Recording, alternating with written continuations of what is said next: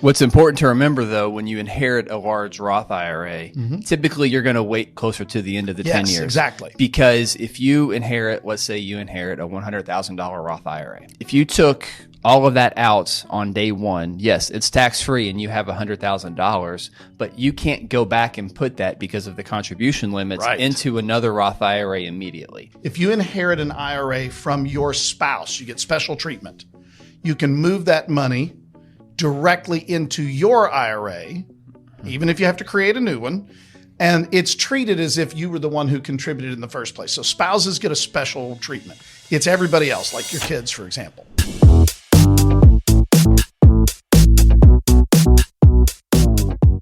Eric Douglas, Chris Vaughn, we're back with another edition of the Retirement Planning Happy Hour. So we have a pretty good treat today. This is one a little nostalgic for me. Yes, it is. Going back to Eagle Rare. Eagle Rare is one of my favorite bourbons, but this is a very special version of Eagle Rare, and we'll get to that in just a moment. But the topic for today is going to be all about inheritances. So a sad, unfortunate reality of what we do. Sure. Typically the people we deal with most, a lot of our clients, typically have the most amount of money are typically going to be older folks. Right, and, sure. Death is unfortunately a fact of life, and on occasion we do have clients that pass away.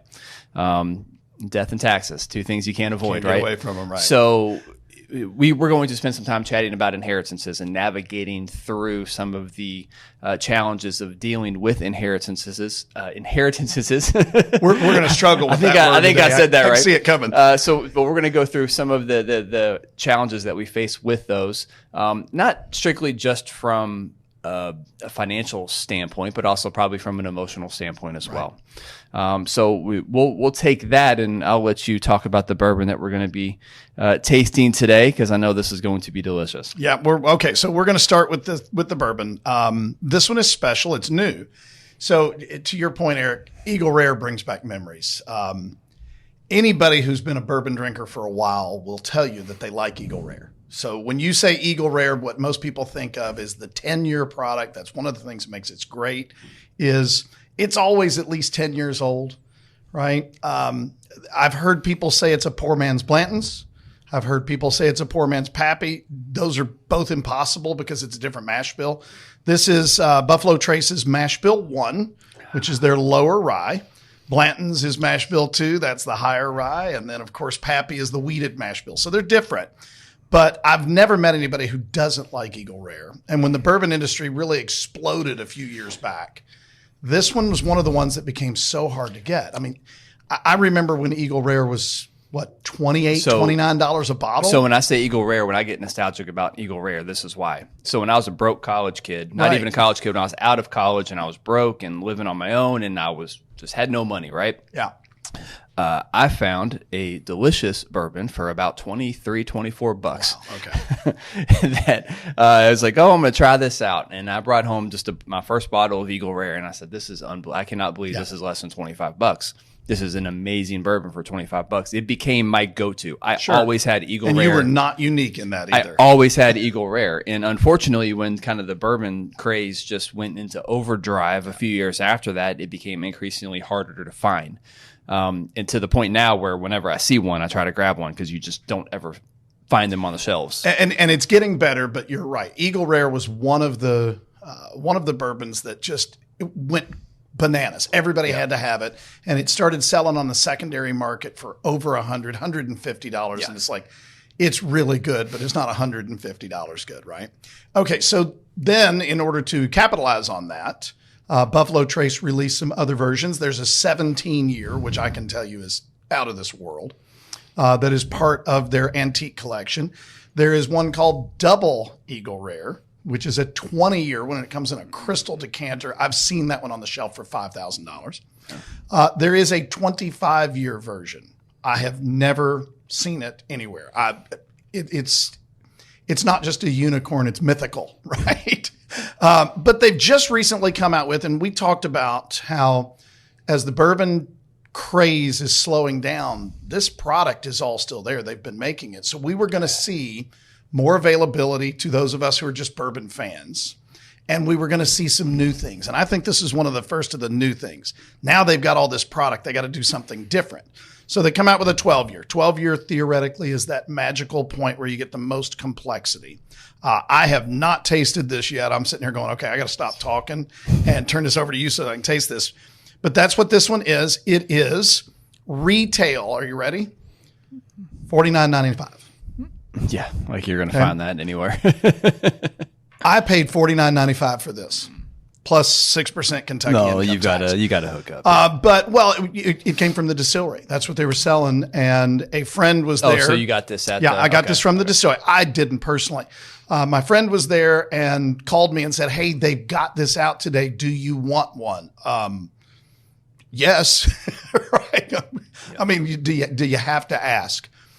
So they brought it to me the other day, and I've been waiting to open it for today. But it is already selling on the secondary market. I looked it up before we got on the air today. I found it for $450. Jeez. It's like no, that's just dumb, right? I mean, talk about bad with money. Yeah, that would be it. If I had $1 billion, I would not spend $450 on a bottle of Eagle Rare. I don't care how good it is, right? That's someone that has a collection somewhere that just has a hole they need to plug. Can't wait until it becomes more available, because I think this one is going to get more available. It's not going to be something that you can find in any liquor store, but it is going to be something that you will see with regularity, and eventually you're going to start seeing it closer and closer to that retail price point. So with that, I'll turn it back over and we'll start talking about inheritance. Yeah. So a couple different ways we can go with this. But I think when it comes to inheritances, one thing I see the most when you have clients that are receiving money from their parents, usually, right? Sometimes a sibling, something like that. But there tends to be some confusion around what they are receiving in the first place. And so this is where it goes back to communication prior to someone passing away is highly, highly important, because there are a number of considerations that need to be taken into account regarding, number one, taxes, because the different types of accounts that we've talked ad nauseum about this, it's not so much about the investments that you have, it's about the accounts that you hold that's going to dictate the way that those investments are taxed, depending upon the type of account that they are being held in. So the types of accounts that your kids inherit are going to really determine what their actual inheritance is net after taxes. Yep. So if your concern is leaving money to your kids, the way to do that is typically going to be in the most tax efficient way possible. But most kids, when we have clients that maybe have older parents, you'd be amazed. They might have some clue as far as how much money their parents might have, but they have no idea how it's divvied up. They don't know the types of accounts that it's in. They don't know how they're going to be receiving their inheritances. And this becomes a huge issue, because when you think about typically the age that most people pass away, late 70s, early 80s, right? Well, if you have kids when you're 20, 25, 30 years old, your kids are probably in their prime earning years prior to retirement. They're probably making more money than they've ever made before. So if you dump a big inheritance, even if it's not a big inheritance, even if just a decent size inheritance in their lap, there's going to be some serious tax consequences that they're going to have to figure out as far as how best to receive or how best to take distributions from the money that they are inheriting from their parents, let's say. So all these different considerations you're having to take into account, usually at a time when they don't want to be thinking about this stuff, right? Nobody wants to talk about this. It's just like, oh yeah, no one wants to feel bad talking about money. It's just kind of like I feel kind of creepy talking to my parents about their money before they're gone and what I'm going to do with it when they're gone. Get that out of your system. And so it just becomes kind of this creepy thing in their head, and it just becomes something that they don't, like an icky topic they don't want to talk about. But the reality is the more, and a lot of this, quite frankly, should be on the parents as well. Yeah. But this should be a topic that is discussed pretty openly. I would agree. There's that old stigma that when the family gets together, you don't talk about money or religion or politics, but you really should, right? Especially on the money thing, when there's an inheritance involved. You and I have both worked with many, many people who they're going to be leaving money behind to their kids. And to your point, they are probably going to be doing it when their kids are at their highest income earning ages. And they don't realize that it's actually creating a tax situation, right? One that they weren't prepared for. Or on the other end, Mom and dad don't tell you what you're going to inherit because they don't talk about money, right? Well, okay, my kids don't know what my financial situation looks like, but there will come a point in time where I'm going to need to share that. But they're also like in high school. Yeah, exactly. so it's a little bit different now. You know, in the case of 50-something-year-old adults who are talking to mom and dad about what the inheritance is going to look like, it's going to matter. And we brought this subject up today because you and I have both had a couple of things come up with clients in the last couple of weeks. You know, we didn't record last week. We've had a couple of things come up that are, this is a big deal. And the tax implications on one in particular that I'm dealing with right now are in the hundreds and hundreds of thousands of dollars in taxes that they wouldn't have needed to pay if they'd have done it right. And we're trying to get that fixed now. So, you know, you were talking about the accounts. The first thing that I would want to address is what we call an inherited IRA. So most common. Prior to, I want to say it was 2017 when the law was passed. Please don't quote me on that. There was, if you inherited an IRA from somebody who was not your spouse. Now, we'll clarify. If you inherit an IRA from your spouse, you get special treatment. You can move that money directly into your IRA, even if you have to create a new one. And it's treated as if you were the one who contributed in the first place. So spouses get a special treatment. It's everybody else, like your kids, for example. So when somebody who is not a spouse inherits an IRA, the money has to be moved into what is called an inherited IRA account or a beneficiary IRA, interchangeable phrases. And once the money is in there, it can still be invested, right? In fact, you can invest it any way you would in a regular IRA.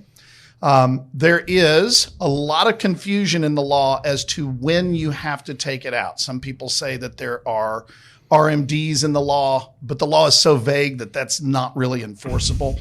The rule is basically, regardless of your age, unless you're under 18, that's a little bit different, you have 10 years from the date of the original IRA holder's death. So whatever that date is, plus 10 years, you got to get the money out in that window, right?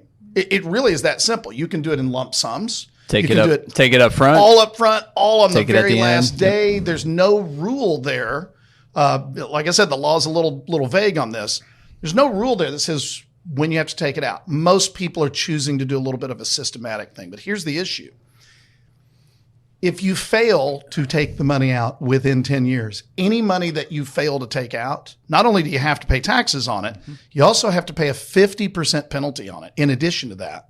And I'm not sure, but I think the 50% penalty is taxable. So, I mean, this is a catastrophic mistake if you allow it to stay in there too long.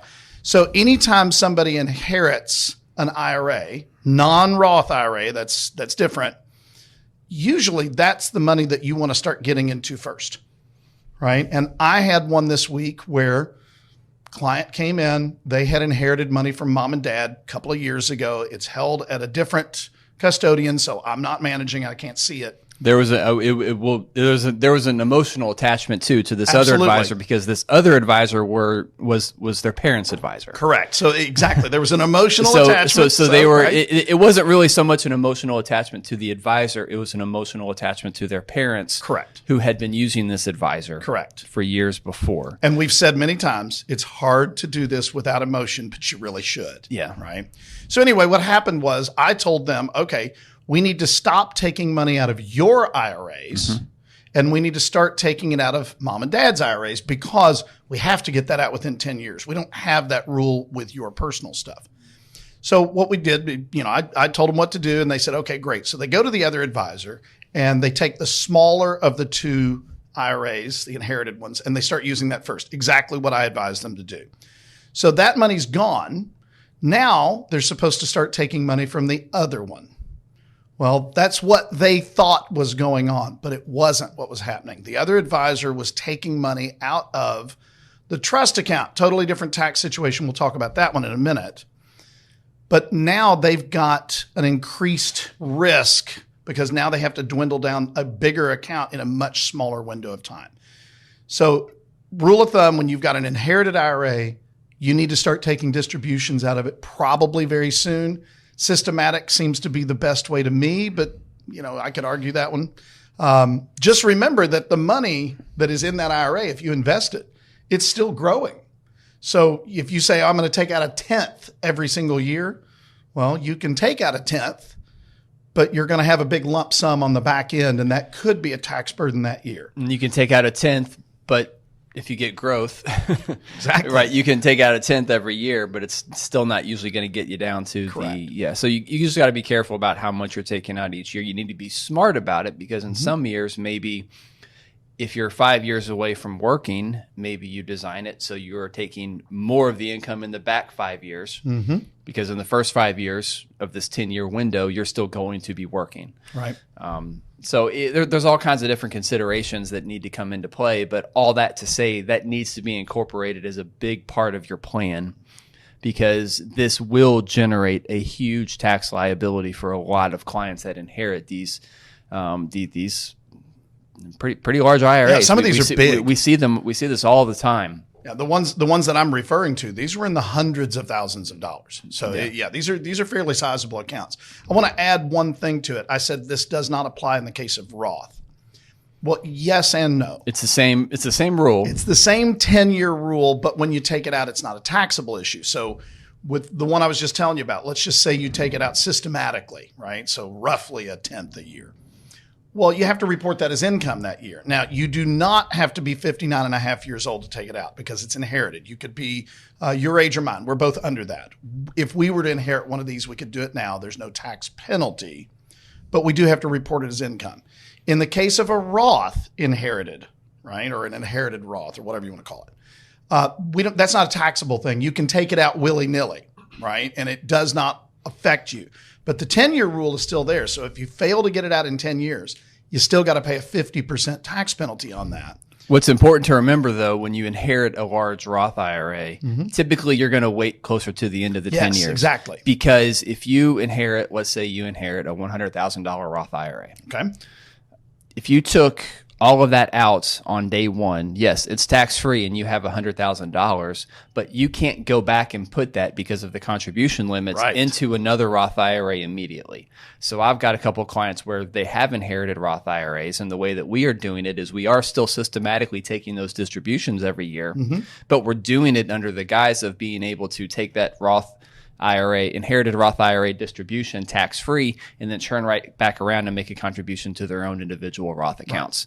Because once that money is out of a Roth, once it's in a Roth, you want to keep it in a Roth as long as you possibly can. Correct. Exactly. Tax-free growth, compounded tax-free growth is just... It's a beautiful thing. It's invaluable, right? And we don't want to interrupt that whenever possible.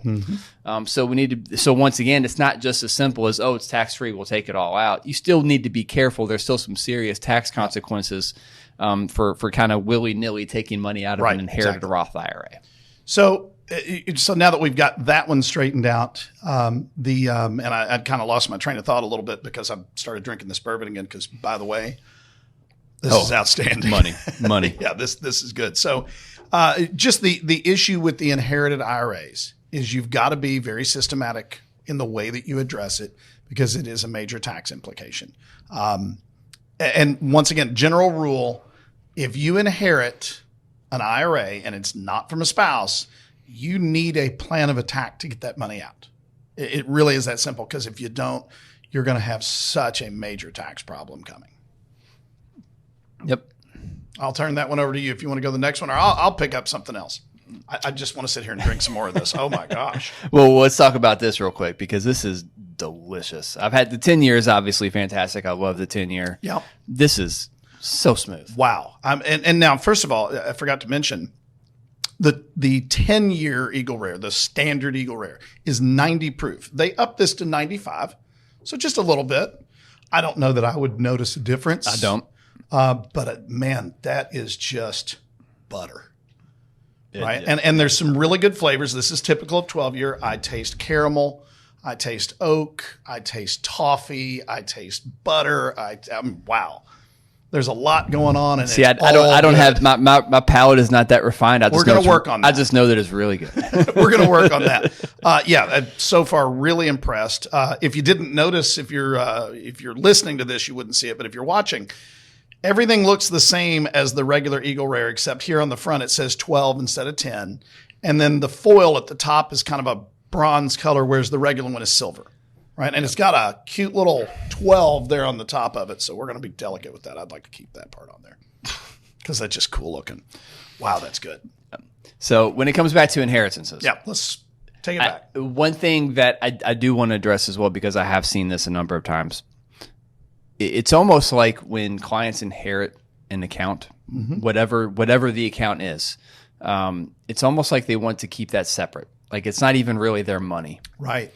Because there's probably some emotional attachment to, mom or dad or whoever passed away. Said, oh, well, that's their money. And they don't even really consider it theirs. And so when you're talking to them about their plan, it's almost like they don't even want to incorporate that money as theirs into their plan. And for all the reasons that you just listed, especially as it relates to inherited IRAs, you have to incorporate those accounts into your individual plan because you have to account for all of those tax liabilities, for the tax consequences. So I understand the emotional aspect of, mom and dad are gone. This money was theirs, especially, and I see this a lot actually with stock holdings as well. And I just came across a client. It's going to be a new client we just met for the first time last week.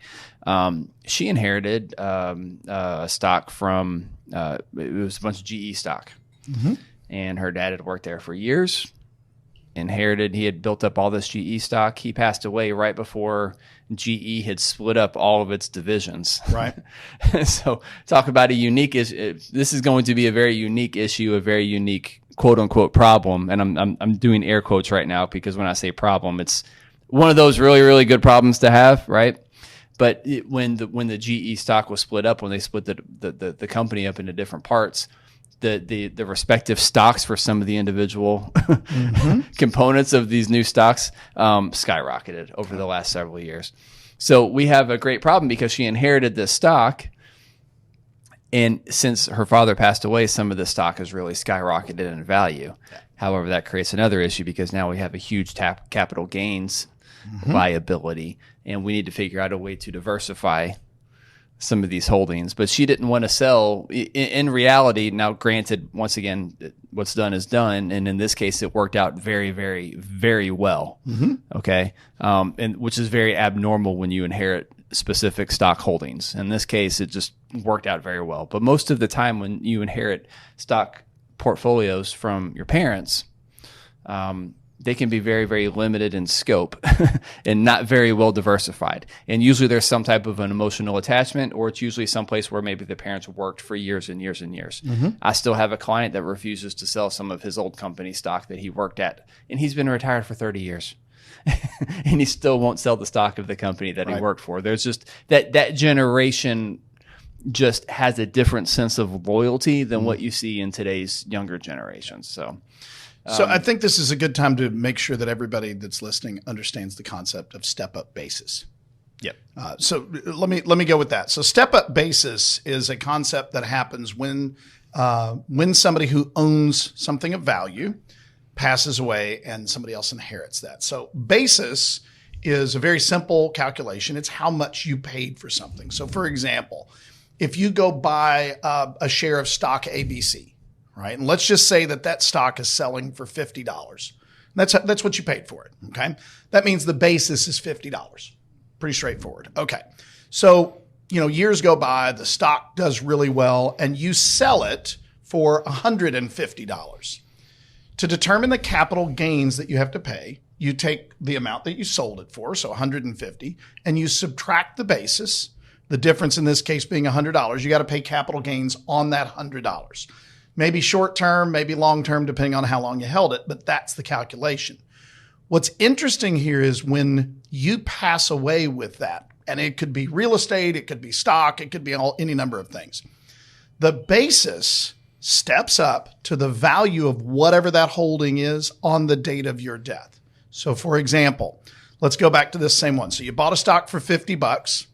It's now worth $150 and you pass away. Okay. And your spouse inherits it. Okay.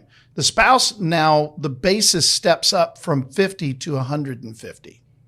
So the stock, the basis on that stock is now 150. The spouse turns around and sells it immediately there's no tax on here because the spouse sold it immediately. Now that's an ideal scenario. That's not what's going to happen. Let's just say that the spouse sells the stock sometime later and it's worth 200, right? You paid 50 for it. It's now worth 200. Your spouse sells it, but the basis had stepped up to 150. So the survivor only has to pay capital gains on $50, right? Now that's a very simple, single stock holding. But when we get into some of these big accounts or real estate, which we had some stories happen recently about that, this can be a big, big issue. So great example here. Client inherited, mom and dad passed away. They inherited a trust account, right? They were the only beneficiaries. So all of these stock holdings, and it was a stock portfolio, and it was an aggressive stock portfolio, right? Because mom and dad had been very aggressive even in their retirement years. Something that we can good for mom and dad. Yeah, good for them. We can discuss whether they should have done that or not. But they inherit what is it's over $2 million worth of stocks, right? Okay. Existing, I'm pretty sure this was a broker is what it was. Existing broker didn't make any trades, right? The clients inherited, they didn't make any trades. They left it alone, maybe because of emotional things, as you said, because these were stocks that mom and dad had bought, right? Now, this was several years ago, and my attitude would have been you should have sold everything in that portfolio almost immediately, right? Because the basis had stepped up to their date of death, and now you're not going to have to pay very much in capital gains. Okay. And now you can diversify. Correct. And now we can diversify it any way we want to, and we're really minimizing the taxes on this. And we're talking about multiple $1 million. It's big, right? So I went back and looked at it, and I looked at the account. They haven't traded anything. Okay. Once again, this is multiple millions that are in this account. The difference in the value today and the value on dad's date of death, he was the last one to pass away. The difference is over $500,000. More, I'm assuming, yeah. Which means they now have to pay capital gains. And in this particular case, it's going to be at about 23% on $500,000, right? So you're talking what? $123,000, $124,000 in taxes that you wouldn't have had to pay virtually at all. It would have been a very small number if you'd have sold immediately. So now you're feeling handcuffed by your own investments. Right. Now you can't sell it because you're going to realize all these capital gains, right? So then here comes the vicious cycle. They don't need the money. It's not a big deal. They can leave it alone, right? And it can continue to appreciate for years because they're not that old. They have kids. Kids now inherit, but if the kids don't know what's going on, kids turn around and do the same thing. Right? And all of a sudden you've got this money it's effectively trapped because you're terrified of paying the taxes on it. Right? Yep. Seen it many times. Whereas if you just, as soon as possible after date of death, you sell all that stuff, you will have a tax burden, assuming that it appreciated in that window, but it'll be tiny compared to what it is after leaving it for years of that growth. It's also worth noting if there was a loss from the date that let's say you inherited on March 1st, and at the end of March was a bad month in the stock market, and then, that account is now negative. Once you sell, you can actually claim that loss. That's right. Whatever, it's probably not a big loss, right? But you can actually claim that loss because once again, that cost basis stepped up to whatever the value was at the date of death. Correct. So if you sell any level below that, there's a loss that you can claim. Which could help offset your own personal capital gains that you might have. So if you've got some highly appreciated assets, now it's a good time to sell. You can, if you don't have enough of that, you can offset your income tax with that, but it's limited to, I believe it's $3,000 a year. So let's just say, your scenario that you given us, let's just say you've got $15,000 worth of loss and you don't have any capital gains to offset. Well, you can take $3,000 a year for 5 years to offset your income tax burden. So great example of you really need to take advantage of step-up basis, but you have to do it quickly after whoever it was you inherited from passes away. So I get cinnamon now when I put a drop of water in there, just letting everybody know. I haven't done that. I guess I probably need to. I like it better before I put the drop of water in there, but it's still pretty outstanding. I think I'm going to put one more in there, just see what happens. It definitely doesn't need it. No, absolutely doesn't not. need it at all. So good. Yes, that is. This So is good. I suddenly feel like, okay, this is fantastic. I'm loving this, but I haven't actually had any Eagle Rare in months. So, and I have a couple bottles at home. I suddenly feel the need to do a side-by-side comparison and say, okay, is it, the regular Eagle Rare, I think retail on that now is 43 if you can find it. Something like that, yeah. And of course, this one's 50, slight difference. Is it worth the difference? Or if, at the secondary market, if Eagle Rare is worth, say, 70 or 80, whatever it is now, and this is 150, is it worth the difference? I'm going to say probably not that much, but side-by-side is going to happen sometime this weekend. I'm positive of that. Well, there you go. All right, so let's keep going on. I had a slightly different situation, but it's what we were just talking about with the step-up basis. And it revolves around estate planning, which we've talked about. So I spoke to a client several weeks ago. They brought mom in. Now, mom is elderly. Dad passed away earlier this year, and they're trying to take care of mom. Okay, not a problem. We'll help you out.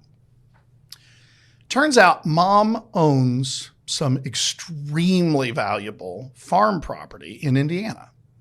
And when I say extremely valuable, $4 million was a number that was put out there. It's like, wow, okay, this is serious farm property, right? Good for mom. Yeah, good for mom. Yeah. Okay, well, as it turns out, this land, and by the way, there were several different plats of it. This land was deeded to the 3 kids 7 or 8 years ago. To which, my jaw's dropping. So you can see where this is going. So what they were doing... You've not told me this story. Yeah. Oh, man. What they were doing was they were saying, okay, we are trying to protect ourselves and our property from Medicaid spend down. So if we end up on Medicaid, right, we don't have to sell this land off to the state in order to receive Medicaid because you got to be poor, right? Yep. So what they did was they deeded all this property to their 3 kids equally. All right. Prior to their death.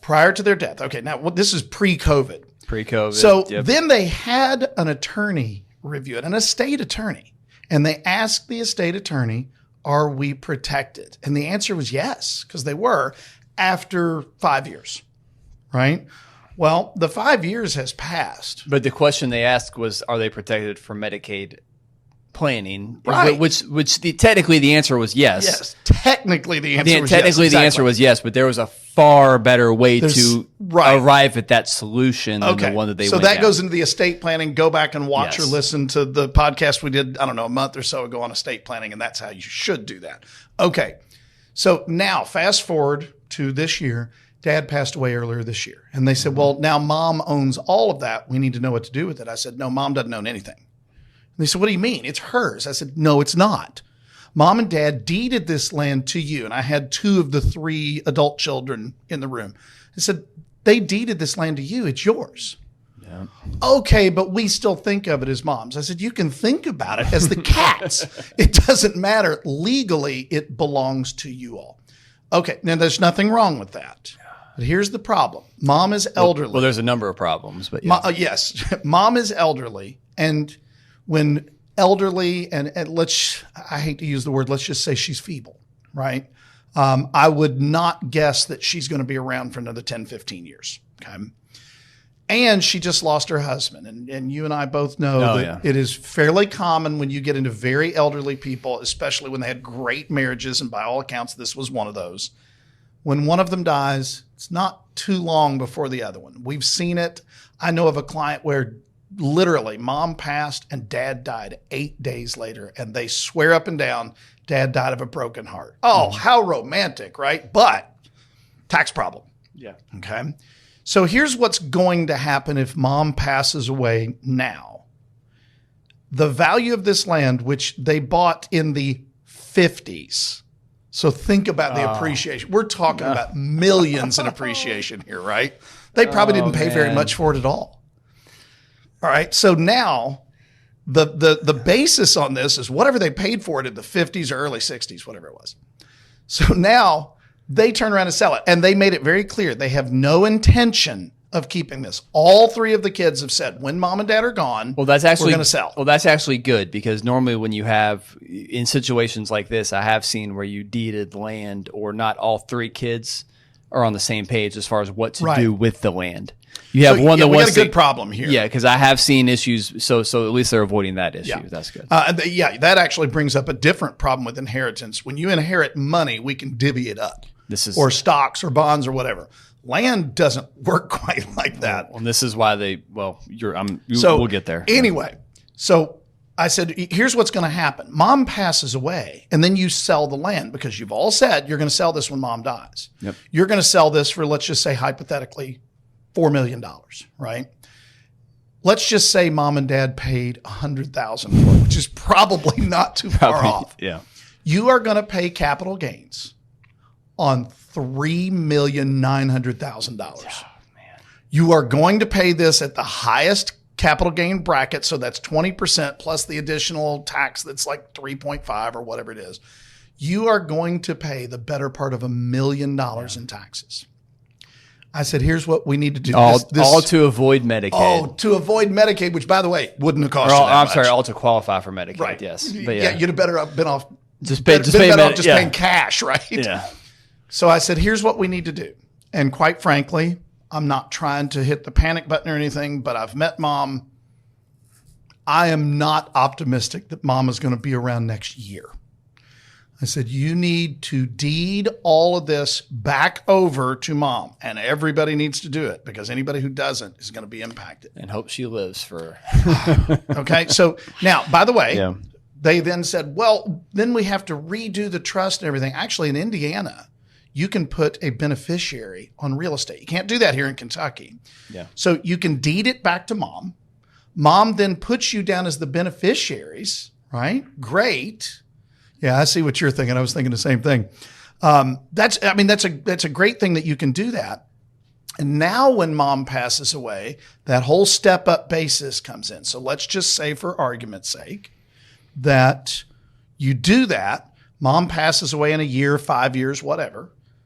The basis steps up from 100,000 or whatever it was to 4 million, because that's what it's worth at the time. You turn around and sell it almost immediately. You're going to pay only the capital gains on the difference between what it was worth on date of death and what you sold it for, which is going to be a pretty small number, most likely. Now, I don't know about you, but I do not want to give the IRS one plug nickel that I don't have to. And we've talked about this. There's precedent for that. I don't want to give the IRS anything. I don't want to give them anything, right? Because I know they're going to spend it on stuff that I don't like. Right? We all agree with that. That's another podcast episode. It's a different podcast, right? I know that's going to happen. But more so than that, if legally I don't have to give it to the IRS, why would I want to? No. We're talking about hundreds, possibly 7 figures worth of money that you have to give away. But what could you do with $1 million that you don't need, but now you have? Man, the list is endless, right? How charitable could you be? How much of an impact could you make on your children or your grandchildren? It's generational. Oh my gosh, it's generational wealth. This is a life-altering amount of money that you're not going to have to give to the government. Are the clients in Louisville, or are they in Southern Indiana? They're in Southern Indiana. Southern Indiana, yeah. Mm-hmm. So, yeah. I mean, is that not one of those wow moments? And they said, are you sure that's correct? Oh, yes, I'm positive. Just for argument's sake, I'll verify. I had their CPA call them. And the CPA said, no, Chris is absolutely right. You've got to deed this over. They said, well, are there tax implications to us, what is effectively giving it to mom? No, there's not, as long as your CPA knows what he or she is doing. It's called the lifetime exemption. Most people are scared of gift tax. So when you give away more than $15,000 a year, there's a gift tax involved. That's not true if you write it off from your lifetime exemption. It just brings your exemption down. Yeah. So if you don't know, you are allowed, and it's actually with the new bill that's just passed on July 4th, they upped it again, I believe. For married filing joint couples, your lifetime exemption that you can give away is $30 million. I think it went up to 31.5 or something like that. Anyway, $30 million. Well, most of us don't have $30 million to give away. So what happens is if they give away $1 million, well, now, and you go ahead and take it out of that. Now, when you die, you're allowed to give away $29 million without there being an inheritance tax step. Very, very easily done. Any decent CPA knows exactly how to do that. Yes, right. sure. So there is no tax implication to this if they do it the right way. The way they're doing it now, the tax is massive. We talk about this a lot, having a team of professionals, because I keep good transition. I keep going back to what you said, and this has just been in that estate planning attorney that they were working with. Mm-hmm. He answered the question, are the parents protected in order to qualify for Medicaid? And answered truthfully. And the answer was yes. He answered the question truthfully. That problem was solved.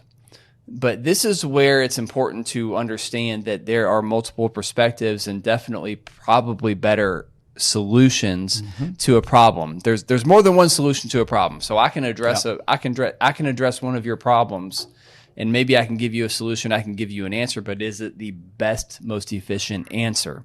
That is a perfect textbook example of why having a team of professionals around you to bounce ideas off of each other. Because anyone, I don't know how best to say that, but anyone that just minimally knows Medicaid qualifications knows that they should have put the money into a trust. Yep, absolutely they should have. Put the money into an irrevocable trust. The children never should have been the owners of that of that land. They should have put the money in, put the land in the trust, and it would have been a far better way to qualify for increased step up in basis later on down the line.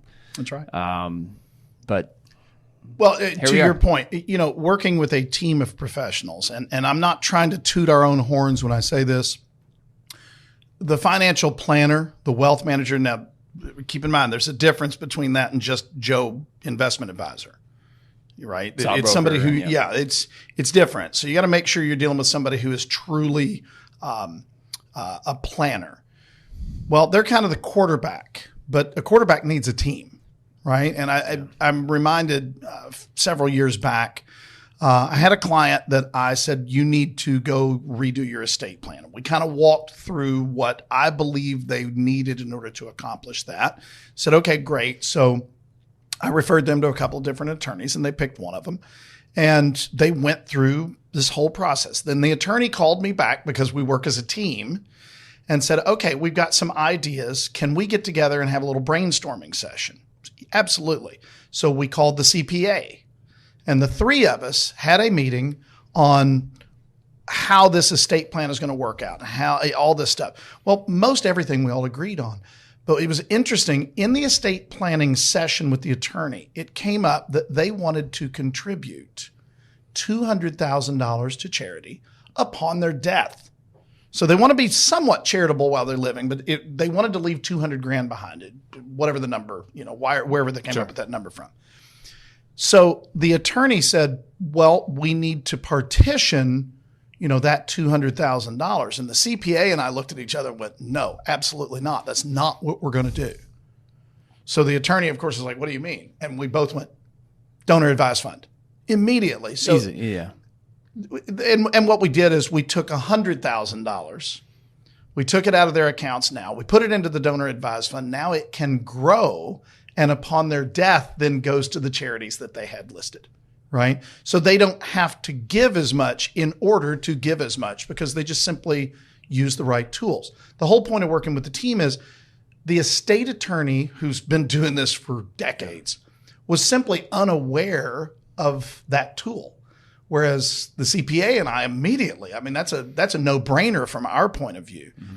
So that's the reason why you work with a team, is because they're not telling you different things and you got to figure out which parts to follow. They're actually working on creating the best situation for you. Right? And the reality too is, and I have seen this in meetings that I've had with estate planning attorneys and CPAs. Mm-hmm. And these are fantastic CPAs and attorneys. I'm not saying anything negative about them, but they live in their lane.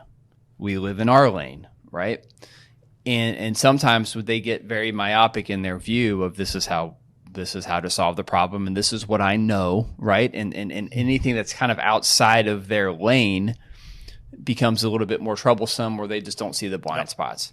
That's why if you have a CPA, an attorney, estate planning attorney, and a planner like us, a wealth manager, we can kind of see each other's blind spots and talk through some of these pain points. And I've been a part of some of these meetings, and they're kind of fun. Yeah, they are. I enjoy them. I enjoy if you enjoy kind of the problem solving. If you're a problem solver, and I enjoy that. That's myself. our world is problem solving. Yeah, but so they are kind of enjoyable for us anyway. But it's interesting. I remember the very first time when I first got into this business, I was in a meeting with an estate planning attorney, and I was like, should I tell him he's wrong? But this is a guy that was very clearly my senior. Yeah. And he'd been around for decades, and I was like, I kind of hate to say this, but but it provides a differing perspective and a different solution, and guess whose solution we went with, right? It was mine, right? We followed my ideas, and he was very gracious, and he was absolutely understanding, but he completely understood that, okay, there's a better way to skin a cat, so to speak, in this case. So the analogy, we talk about how the wealth manager, the financial planner, needs to be the quarterback. I heard an analogy years ago that just reminds me of how those teams of professionals should be working together, that just really struck me. They took the quarterback analogy and they extended it.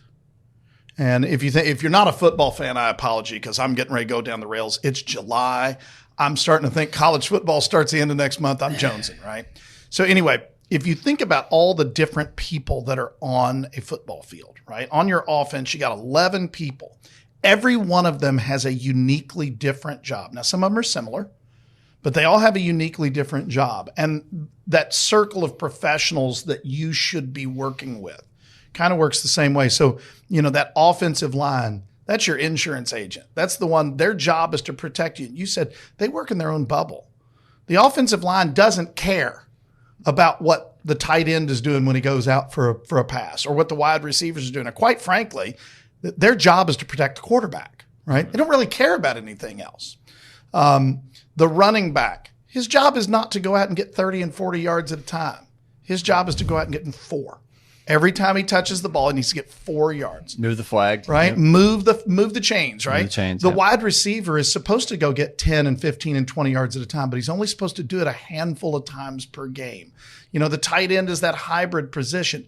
Everybody has a different role. And if you know anything about the way a football play is actually called in the huddle, and you hear some of these crazy things, you're only listening for one part of that. Right? When you hear that big play called, half that stuff, you don't even know what it means because it refers to somebody else. You're focused on your part. But the point is that the quarterback does know what all those different things are, right? And therefore, they can actually get the ball to where it needs to be in order to advance it, in order to score. That's the game. So that analogy to me works very well in working with teams. Each person needs to know what their job is. But ultimately, there's one person or one team of people who have to run the way that works.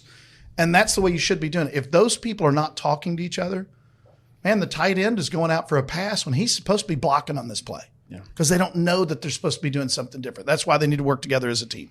So it's probably a pretty good place to wrap up. So at the end of the day, communication is highly important. Communication should be the first thing that we're talking about in all of this. You should be communicating with your parents. Parents, you should be communicating with your kids. Please stop trying to be secretive about this stuff. Things should be written down. Things should be planned for. I understand the greatest generation ideal of you don't talk money and politics. Clearly, you've never been to one of my family events. We talk. We're happy to talk about all that. We don't talk about anything but politics, right? We're happy to talk about all that stuff. But yes, communication is highly important. You need to understand kind of where all the bodies are buried, so to speak, because preparation is key. Yeah. The more prepared, the more informed you are ahead of time, the better the decisions you make when it's actually go time, for lack of a better term, right? We're all going to die. It's eventual death and taxes, right? Right. We're all going to die. We all need to prepare for it. But the most successful transitions that I've been a part of, that I've been a privilege to be a part of, have been the ones that we've been prepared for. Yep. Amen. The ones where there's any issues as far as, unforeseen things or accounts we didn't know about or siblings fighting and things like that, were the ones where communication was not done ahead of the event. So if there's anything to take away from this conversation, preparation and communication is key to a successful inheritance. Yep. Absolutely. This concept of I don't want my kids to know, you're creating more problems than you're solving. You need to get past that, work through it. Well, right? It's also, and this is, I don't know. I am always amazed at the number of kids that say, Mom, I don't want your money. Please go spend it. We're okay. We don't need it. Go enjoy yourself instead of worrying about taking care of us. But at least the kids know about it. Exactly. And it's also, and I don't really know a better way to say this, it's kind of a uniquely lower and middle class ideal where you don't talk about money. Because trust me, rich people, they have attorneys. Yep. It's all communicated. They know. It's all out in the open, and they know how everything is passed from one generation to the next. Yeah. So it's important, and even if you don't, and it's also a very middle class position where maybe you don't feel rich, maybe you don't feel because you grew up a certain way and you've saved all your life and you've been much more of a saver. And so you don't feel like you're rich, you don't feel like you have a lot of money, but in reality, you're in that top 5%. Right, you're a 5%er, and we need to plan for and prepare for the eventuality that one day you will pass away. Yep. Amen. So with that, I got one more thing I want to add. Oh, go ahead. Just on the bourbon, Eagle Rare 12-year. There's a limited amount out of it that's going to be out there, at least for a while. So I'm going to say this stuff is horrible. It's undrinkable. Don't go buy it. So you'll leave more on the shelf for me. I'm going to be a little greedy for that. That's totally fine. That's awesome. I'll be greedy with you. Is this not fantastic? I love it. Wow. Yes. So awesome. Well done, Buffalo Trace. Thanks for watching. Thanks for listening. See you next time.